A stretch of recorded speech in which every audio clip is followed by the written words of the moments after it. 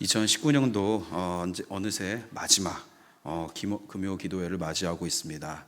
이 마지막 금요 기도회에 세워주신 하나님 아버지께 참으로 감사를 드립니다. 어느새 제가 백원 영동교회에 온 지도 4개월 정도가 지났습니다.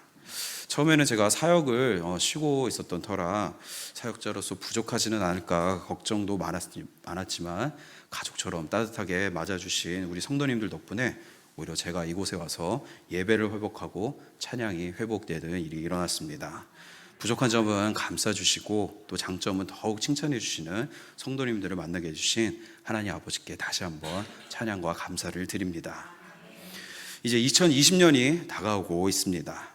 특히 이 시즌이 되면 우리는 한 해를 뒤돌아보고 또 새로운 한 해를 준비합니다. 낡은 다이어리 대신에 새로운 다이어리와 또 펜을 구입하기도 하고 또 그동안 미뤄두었던 여러 가지 계획들을 다시 상기시키며 다가올 한 해의 목표를 세우기도 합니다. 지금 이 시기에 어떤 말씀을 나누면 좋을까 기도하며 살펴보던 가운데 이사야서를 묵상하는 가운데 주시는 감동과 마음이 있어 오늘 함께 나누고자 합니다. 오늘 본문인 이사야서는 기원전 8세기의 선지자 이사야를 통해서 하나님께서 우리에게 주신 예언서입니다. 이사야서는 흔히 세 부분으로 나눌 수 있는데 오늘 우리가 읽은 본문이 속해 있는 56장부터 66장 마지막 장까지는 마지막 세 번째 부분에 해당합니다. 이 부분의 특징은 앞에 있었던 모든 내용을 총정리하면서 하나님의 백성이 해야 할 삶의 태도와 함께 미래에 있을 일을 우리에게 알려주고 있습니다. 즉 우리에게 있어서도 매우 중요한 하나님의 메시지를 담고 있다고 볼 수 있습니다. 많은 사항들이 있지만 특별히 오늘 우리가 살펴본 본문은 바로 금식과 관련된 종교에 대한 부분을 우리에게 이야기하고 있습니다. 이사야서가 쓰여질 당시 이스라엘의 상황은 어떠했을까요? 우리가 흔히 이스라엘에 대해서 착각하는 부분이 있습니다. 바로 예배가 사라지고 우상을 섬겼다는 것입니다. 물론 이것은 반은 맞고 반은 틀린 표현이기도 합니다. 실제는 어떠했을까요? 여러분, 이스라엘에서 하나님을 향한 예배가 단 한 번도 사라진 적은 없었습니다. 각자 자기의 뜻에 따라 행했던 사사기 시절에서도 결코 예배가 사라지는 일은 없었습니다. 다만 무엇이 문제였을까요? 바로 하나님께 올바르게 예배하지 않았다는 것에 문제가 있었습니다. 예배를 드리는 행위라는 빈 껍데기만 남아있었을 뿐입니다. 오늘 본문의 상황도 다르지 않습니다. 이스라엘 백성들은 누구보다 경건한 삶을 살았습니다. 우리 한번 오늘 본문은 아니지만 바로 앞 2절을 함께 읽어봅시다. 그들이 날마다 나를 찾아 나의 길 알기를 즐거워하며 마치 공의를 행하여 그의 하나님의 규례를 저버리지 아니하는 나라 같아서 의로운 판단을 내게 구하며 하나님과 가까이 하기를 즐거워하는도다. 2절은 어떻습니까? 이스라엘 백성이 한두 번이 아니라 날마다 하나님을 찾았을 뿐만 아니라 하나님의 공의를 행하여 규례를 저버리지 않는 나라 같으며 하나님과 가까이 하기를 즐거워한다고 합니다. 아마 누가 보더라도 이스라엘은 굉장히 예배와 말씀을 사모하며 하나님의 백성다운 삶을 살아가고 있는 것 같습니다. 그뿐만이 아니라 이스라엘 백성들은 우리가 한 번도 하기 힘든 그 금식도 마다하지 않았습니다. 아마 우리가 지금 이 시대로 돌아가서 그들을 만난다면 어쩌면 그들의 경건스러운 모습에 우리 모습이 좀 초라해 보이기도 하고 부끄러워질지도 모르겠습니다. 그들에게 있어서 금식은 예부터 있었던 당연한 것이었고 종교적인 거룩의 핵심이기도 했습니다. 그런데 문제가 있습니다. 그들은 그 괴로운 금식을 하며 하나님께 부르짖는데 본문은 오늘 어떻다고 말씀하시고 계십니까? 오늘 우리 화면을 통해서 3절을 다시 한번 읽어보시면 좋겠습니다. 우리가 금식하되 어찌하여 주께서 보지 아니하시오며 우리가 마음을 괴롭게 하되 어찌하여 주께서 알아주지 아니하시나이까. 하나님, 저희가 어떻게 이렇게 힘들게 금식을 하면서 하나님께 나와서 부르짖고 있습니다. 그런데 왜 하나님 저희를 돌아보지 않으셔서 우리 마음을 이렇게 괴롭게 하십니까? 하고 이스라엘 백성들이 하나님을 원망하고 있습니다. 우리도 그렇지 않습니까? 여러 문제를 가지고 하나님 앞에 나와서 금식도 해보고 40일 작정 기도도 해보고 정말 기도로 사투를 벌이는데 현실은 어떻습니까? 아무것도 변하지 않고 오히려 핍박과 고난이 가중될 때가 있지 않습니까? 따라서 이스라엘 백성들의 주장은 너무나도 당연하고 타당해 보입니다. 게다가 우리가 지난번에 살펴본 시편이나 욥기를 읽을 때도 어땠습니까? 성경의 인물들도 비슷한 탄식을 하나님께 드립니다. 그 가운데 다윗의 탄식인 시편 1절을 보시면 여호와여 어찌하여 멀리 서시며 어찌하여 환난 때에 숨으시나이까. 다윗도 하나님을 향해 오늘 본문과 거의 비슷한 표현으로 탄식하는 모습이 눈에 띕니다. 이처럼 이스라엘 백성의 주장과 한탄은 이해하지 못할 것이 아닙니다. 그 누가 하나님께서 응답하지 않은 그 상황을 좋아하겠습니까? 게다가 금식까지 하면서 하나님께 매달리고 있는데 말입니다. 그렇다면 여기서 우리는 당연한 질문이 머릿속에 떠올라야 합니다. 대체 왜 하나님께서는 그들의 간절한 기도에 응답하지 않으셨던 걸까요? 하나님께서 너무나 바쁘셔서 누군가의 기도에는 응답하지 않으셨던 것일까요? 아니면 하나님께서 그들의 백성에게 별로 관심이 없었기 때문에, 아니면 금식의 날이 조금 적었기 때문에 한 50일, 100일은 금식을 해야 하나님께서 들으시는 걸까요? 물론 답은 그렇지 않습니다. 이에 대한 답은 이어지는 3절 후반부에 나옵니다. 우리 3절 후반부를 같이 읽어봅시다. 보라, 너희가 금식하는 날에 오락을 구하며 온갖 일을 시키는도다. 이게 대체 무슨 말일까요? 이를 위해서 먼저 금식에 대한 규례를 함께 찾아보면 좋겠습니다. 레위기 23장 26절부터 32절에서는 대속죄일에 대한 규례가 나옵니다. 대속죄일은 어떤 날입니까? 대속죄일은 유대 5대 절기 중에 가장 엄숙하고 성스러운 절기로 여겨지고 있습니다. 이 대속죄일을 히브리어로 욤키푸르라고 하는데, 욤은 날을 뜻하고 이 키푸르는 죄를 면제받다 혹은 덮다라는 뜻을 가지고 있습니다. 즉 이 대속죄일은 쉽게 얘기해서 죄사함을 받고 여호와 하나님과 화목해 되는 날입니다. 대속죄일은 성경에는 7째 달로 나오지만 실제로는 양력으로는 9월 말에서 10월 초에 해당하며 현대 히브리력으로는 신년, 즉 새해에 해당합니다. 즉 히브리력으로 1월 9일 해질 때 시작하여서 10일 해질 때에 쇼파, 즉 양각나팔 소리가 울려 퍼지면서 끝이 납니다. 대속죄일은 이스라엘의 모든 나라가 유일하게 25시간 동안 금식을 하는 날입니다. 24시간이 아니라 25시간인 이유는 고대에는 지금처럼 정확하게 시간을 잴 수가 없었기 때문에 해가 지기 30분 전부터 또 다음날 해가 진 후 30분 후까지 금식을 하는 전통이 생겨서 지금까지 이어져 왔기 때문에 25시간이 되고 말았습니다. 그런데 여러분, 제가 방금 대속죄일이 어떤 날이라고 말씀드렸습니까? 이스라엘의 모든 나라가 유일하게 금식을 하는 날이라고 했습니다. 그런데 오늘 본문 속에 나타난 이스라엘 백성들은 어떻습니까? 이들은 속죄일과 상관없이 속된 말로 밥 먹듯이 금식을 했습니다. 이것만 해도 문제가 되는데 그뿐만이 아니었습니다. 속죄일에는 어떻게 해야 합니까? 레위기 23장 27절 28절을 함께 읽어봅시다. 7째 달 열흘날은 속죄일이니 너희는 성회를 열고 스스로 괴롭게 하며 여호와께 화제를 드리고 이날에는 어떤 일도 하지 말 것은 너희를 위하여 너희 하나님 여호와 앞에 속죄할 속죄일이 됨이니라. 아멘. 이날에는 성회가 열리며 스스로 괴롭게 해야 하고 아무 일도 하지 말 것을 하나님께서 명령하고 계십니다. 실제로 대속죄일에 대한 이 규례 때문에 병이 들었거나 어린 아이들을 제외하고 모든 국민이 금식을 하고 회개를 합니다. 현대에도 여전히 지켜지고 있으며 심지어 장례식조차도 이 대속죄일에는 금지가 됩니다. 도로에는 혹시나 모를 상황을 대비해서 앰뷸런스나 순찰차 정도만 다니고 혹여라도 차량에 시동만 걸더라도 주변에서 욕설과 함께 돌멩이가 날아오는 일이 흔하다고 합니다. 제가 얼마 전에 이스라엘에 다녀왔을 때 유대교의 주일이자 또 안식일인 토요일만 해도 분명히 거리가 굉장히 한산해지고 사람들 모습이 싹 사라지기는 했지만 저 같은 외국인들은 예외였습니다. 그러나 대속죄일만큼은 유대교와 상관없는 외국인들도 제지를 받는다고 합니다.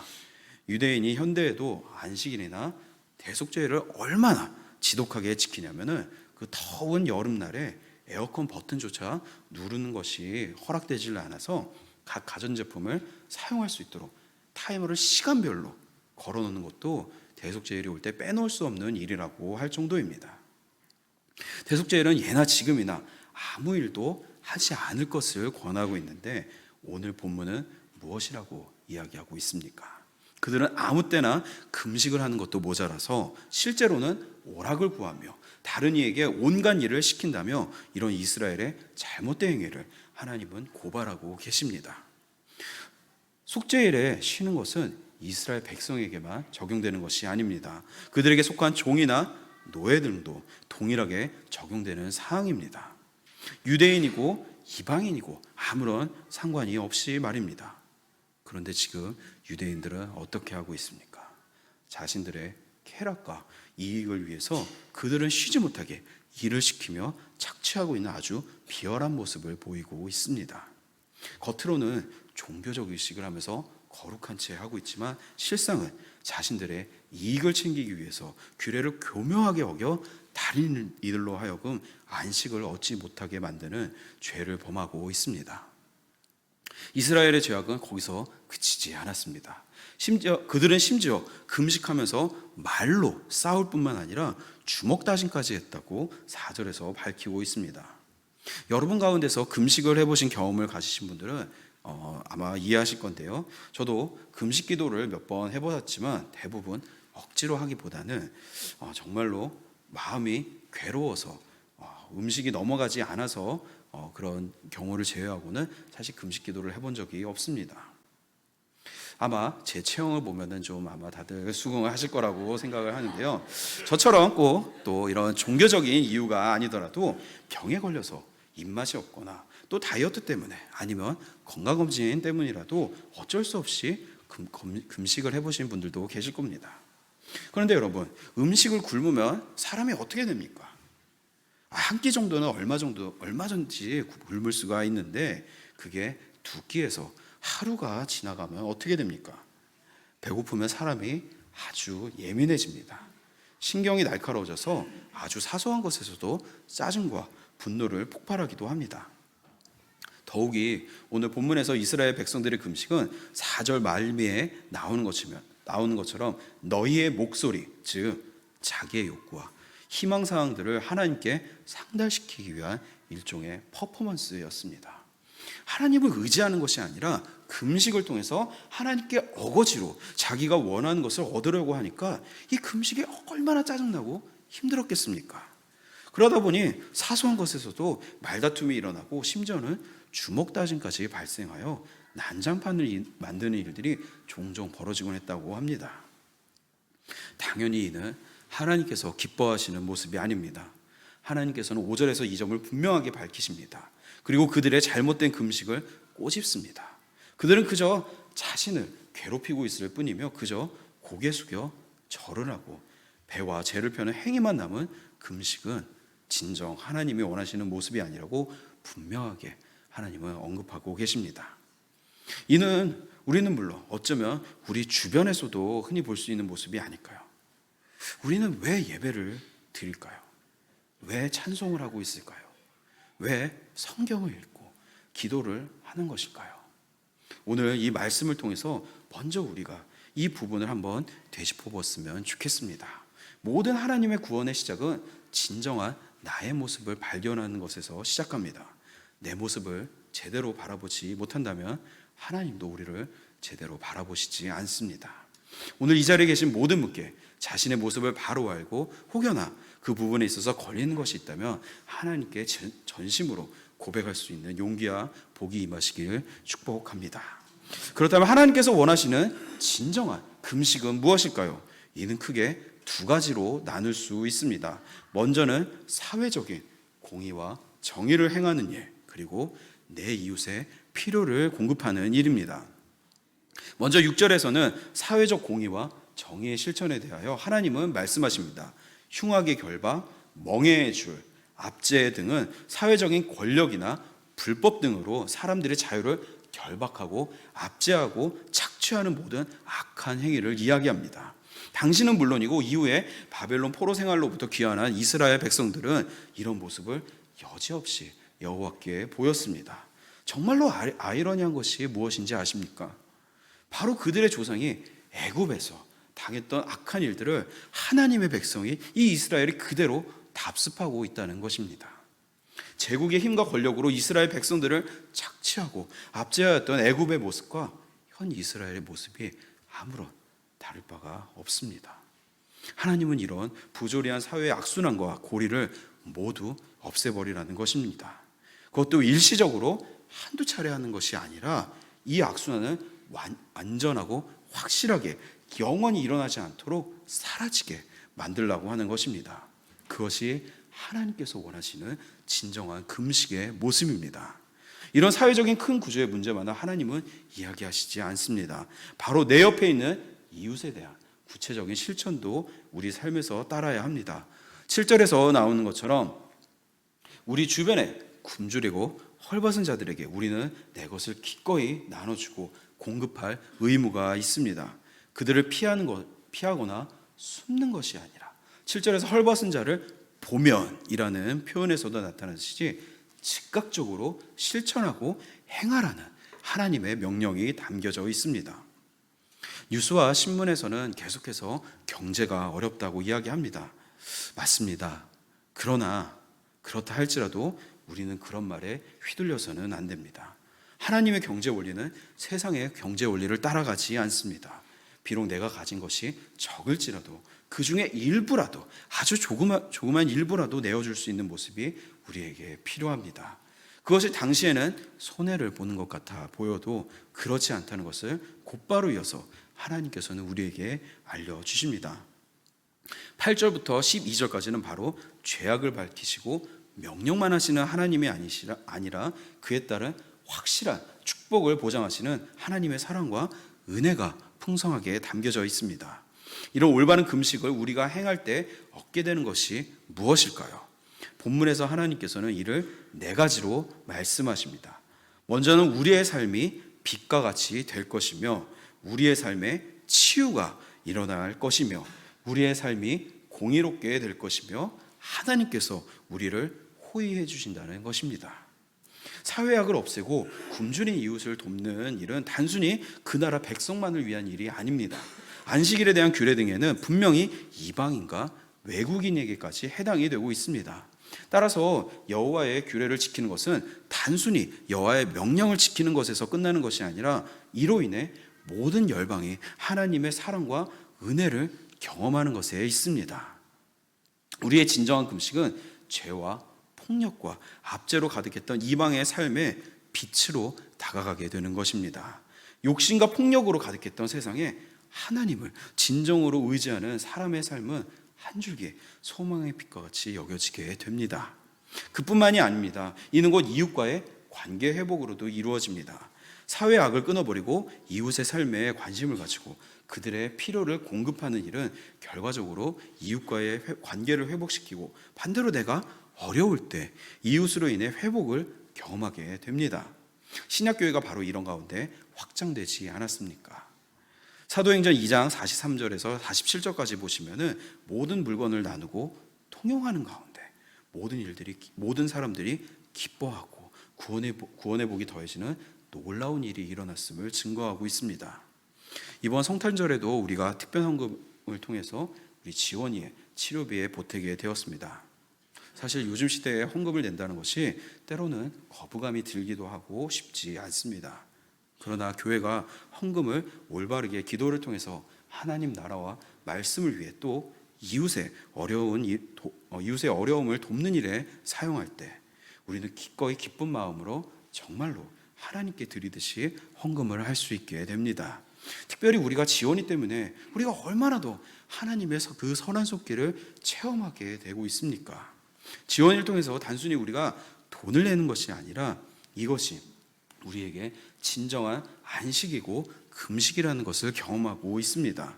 따라서 우리는 지원인은 물론이고 주변에 있는 여러 환우와 또 어려운 이웃들을 위해서 그들을 통해 일하실 하나님의 영광을 보기 위해 더욱 기도와 나눔에 힘을 써야 합니다.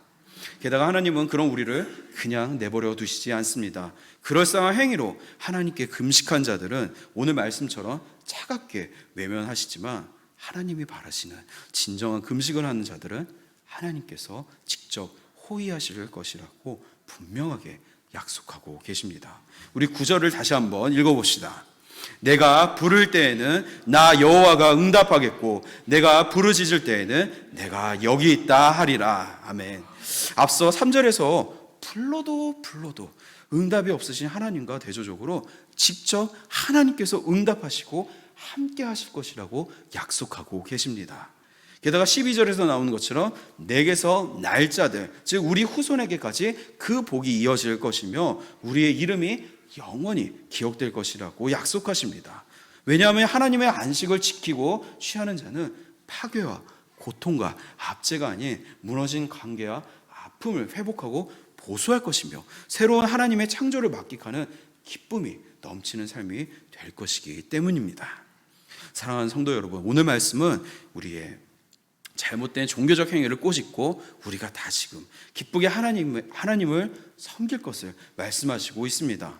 우리가 해야 할 일은 겉으로 드러나게 어떤 종교적인 행위로 거룩한 척을 하는 것이 아닙니다. 나의 궁핍과 어려움과 갈급함에서 눈을 돌려서 남의 굶주림과 어려움과 압제를 마주하며 그것을 부수고 회복시키기 위한 삶을 사는 것이 바로 하나님께서 받으시는 진정한 금식인 것입니다. 금식 자체가 나쁜 것은 아닙니다. 다만 왜 금식을 하려는가? 왜 우리는 예배를 드리는가? 왜 성경을 읽고 기도를 하는가?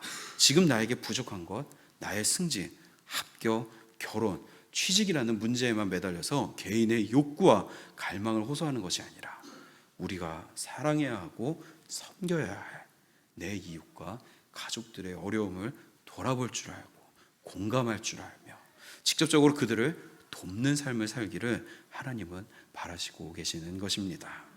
마태복음 6장 33절에서 예수님은 말씀하십니다. 그런즉 너희는 먼저 그의 나라와 그의 의를 구하라. 그리하면 이 모든 것을 너희에게 더하시리라.